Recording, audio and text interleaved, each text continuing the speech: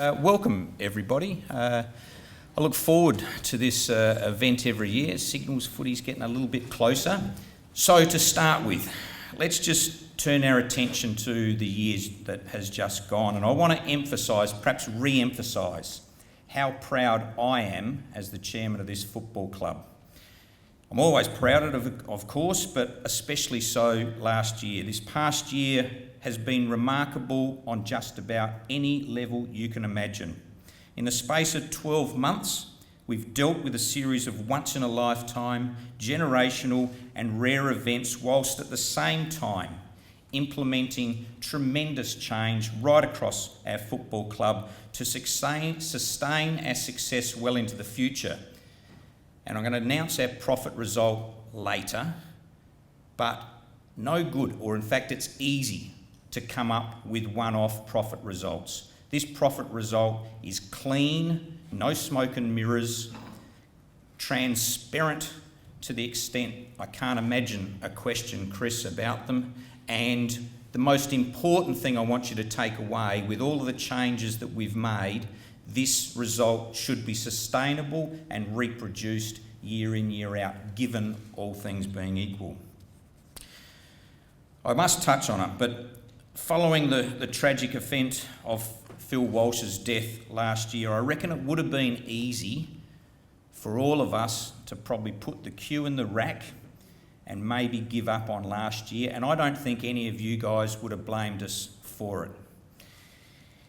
And I suppose that's where my sense of pride peaks, and I know you, because a number of you have rung me, emailed me and texted me and said so. It was everybody in this club stood up, you know, from that very first phone call I made to our CEO, to Scott Camporelli getting up and taking on that coach's job in very the most difficult of circumstances, to all of you. I mean, it was a club-defining moment, and just a tragedy that, as I said, I think we've all heard about and read about enough. Despite all of that, we returned to the field, played football and earned the right to play finals football.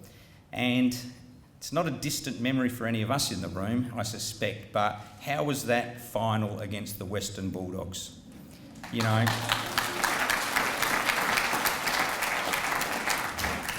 headed in the last quarter, but found a way to win. And that's what good sides do. So don't let that memory be elusive, because that's set us up for this next little period of time, which I'll leave others to talk to.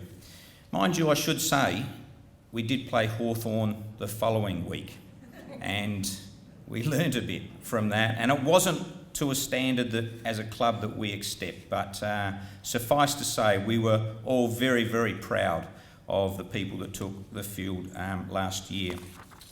So what I'm going to do now is just, I think, Fags, if technology works with me, go through just a few slides. I'll give you a few highlights, and then I'll just leave it up to you in question time to see what you want me to focus on. As I just said, we returned to finals for the first time since 2012, and I actually heard Gil McLaughlin the other day say that contest was probably the finest contest he's seen on the MCG for several years. So we get a few compliments from the AFL and our friends in Victoria, and that one, when we get them, we've got to savour them, so we're going to keep trotting them out. So our year in review, and I'm going to be pretty snappy with this. Ladies and gentlemen, last year we had record sponsorship. That's the lifeblood in terms of revenue for our football club. Record hospitality and record merchandise sales. So I like records, it means it hasn't been done before. Now, we know we've got work to do in a lot of these areas too, folks. We haven't hit the peak yet. But it is nice, 1 year in or second year in of Adelaide Oval, the lessons that we'd learnt from the year before. We always said it was going to take a little time to get used to our surroundings and get the learnings from, a year here at the Oval, but to have record sponsorship, hospitality, record merchandise sales, I congratulate Fags on that. We need that money to keep the club going. Record membership of nearly 65,000 people. That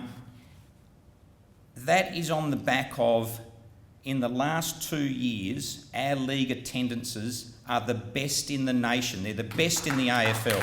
The best in the AFL. And if you're in the best in the AFL, that actually means you're the best in Australian sport, because we're the ones that support our code the most, the best. So, look, congratulations to us. I mean, we packed out this stadium, we were loud, we were heard, and we passionately supported our team out there. But, last year we were third, we were behind Collingwood and Richmond, and I think there was a fair gap to the fourth. So we need to encourage everybody to turn up again this year. And I suspect the way membership has gone, the renewal rate, Fags, you might talk to that. I know we will. So that's a terrific accolade for our club. At the same time, we implemented a new schools program. What that means is we get to 25,000 primary school children a year and educate them in all things about, not to put too fine a point on it, life. And they listen to their sporting idols, and the messages that are conveyed to them are very educational, and the education system praise us for this investment and community engagement initiative that we thought up, we execute, and we're delighted in putting it forward. Not to mention, Fags, we do know that it is the next generation of Adelaide Football Club fans when we're out there, and being the father of 4 children over the years, I've heard them come home and say, "Dad, I've had an AFL Adelaide Football Club player there." I go, "Who?" And they go, "I don't know, but it was a Crow, and it means something for them, and you have to do all of these things. You've got to work extremely hard.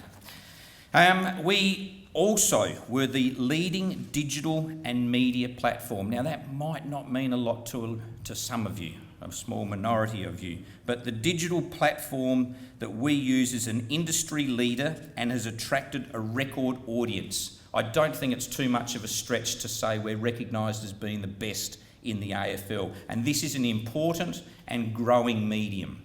So it's a real highlight, and that comes off the back of the Channel 7 Adelaide Football Club program that we initiated last year. 23 episodes? 22, okay, 22, 23. 1 week off. But, on the 7 Network, they're a major partner of ours, and it was just a highlight. The audiences we were getting there, Colleen, were just marvellous. So we're very, very proud of that, and we're about to enhance that going into 2016.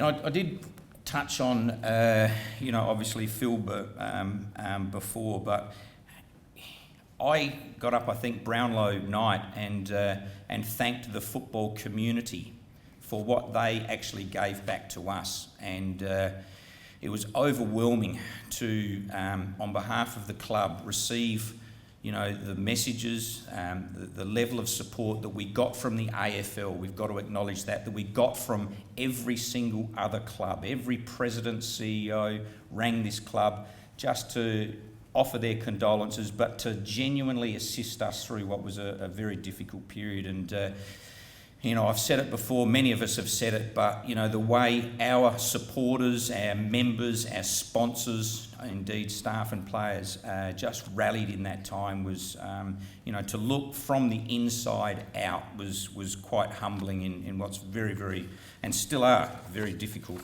circumstances. Out last year, and on the appointment of a new CEO, we give Andrew a little bit of licence to, have a look at our strategy, refresh our strategy, look at what we're doing, and Andrew and his team did refresh the club's vision and values, and accordingly the strategic plan. And one of the new, I suppose, and very now recognised catchphrases for the year. We fly as one. And, you know, if ever there was a time that we needed something like that to galvanise anyone, it was back there in July. And, you know, that's now resonated with everybody. And, you know, Andrew's got some big plans for that. So, ladies and gentlemen, lots of highlights, lots of records, lots of number ones, which we've got to recognise. And again, I take the opportunity to thank everybody that's been involved in it.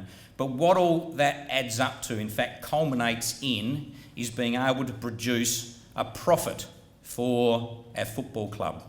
And I'm pleased, if that's up on the screen, to say that we will declare a cash or operating profit, which is the real measure of the underlying health of your football club. Con, the accountant, I'm looking at you acknowledging that, of nearly 5 million, 1.493 million. Now that's nearly a movement of $2 million on the previous year. And you can see there on that second line, probably should have added up the top there was an improvement in our revenue from the prior corresponding period of 5 million. And when we looked at it the year before, our last 2 years have seen us, this football club, your football club, grow its revenue by $10 million. Now, you don't do that. Don't walk out of here thinking that's just Adelaide Oval. That's the culmination of every single one of those initiatives, plus the ones I didn't talk about, Fags, adding up to what is a very, very healthy, effective, efficient, community-minded, inclusive football club. And we're really, really proud of that. And I was pleased to announce that earlier today we had our regular monthly board meeting and we had our annual general meeting. So really good numbers there. If I go to that next slide, you can see where we've made the improvements and the investments that we've made. So as I said, it's across all lines. Membership up. So we made an extra $1 million, 1.07 million because of increased membership. Merchandise up nearly $500,000. Sponsorship and advertising, nice to see, up at around 800,000. So it's across the board, not just an easy uplift because we renegotiated at the review more revenue lines out of the Adelaide Oval review. You can see there just on the right-hand side, extra investments we've made. And that's what good clubs do. They invest for the future. We've invested another 400,000 in football, over 100,000 in the community, and in the media, which is becoming increasingly important in our business, of $280,000, and match day, $350,000. So people may or may not ask later on around the soft cap and where we spend, because remember, all of the clubs now have a soft cap before you pay a tax to the AFL. So our philosophy as a football club is to pay at the highest level of that soft cap without incurring a tax. Don't like paying taxes. None of us like paying taxes. And we've paid our fair share of taxes. So we pay at that soft cap. Can I just flip over? I think this might be my last or second last page, but there are some elements that impact on our profit. And if not for those elements, we would make a significantly bigger profit. Now, that's not to whinge or complain. We operate in the world that we've devised, but you know, the AFL is divided up between the have clubs or the have-nots, or those that are giving out in terms of equalisation money, and those that receive. We are one of those clubs that hand out. And you know, a lot of people ask me how much we do hand out.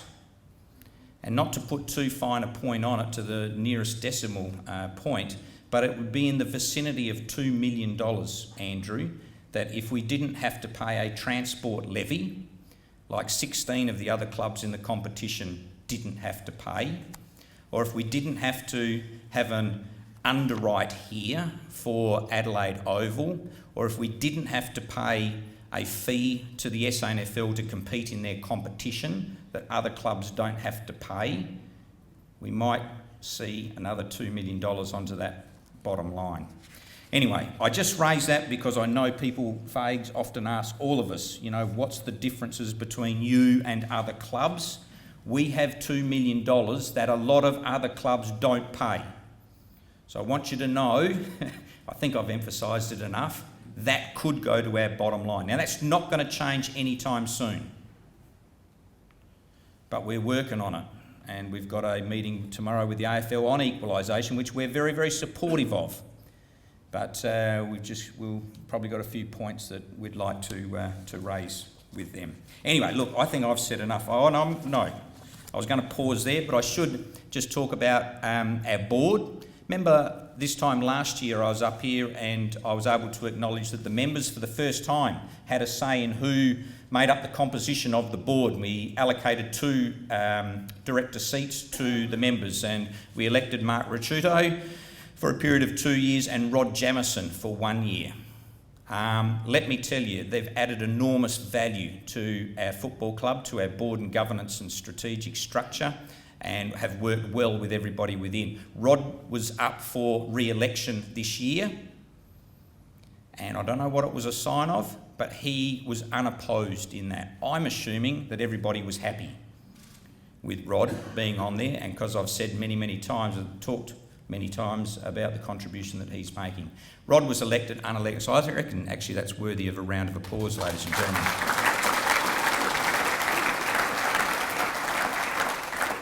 And then those other 3 blokes up there with handsome Rod, we were all, the 3 of those, Andrew Pays, Bob Ford and myself, were up for re-election, and we put that to the AGM and that was endorsed.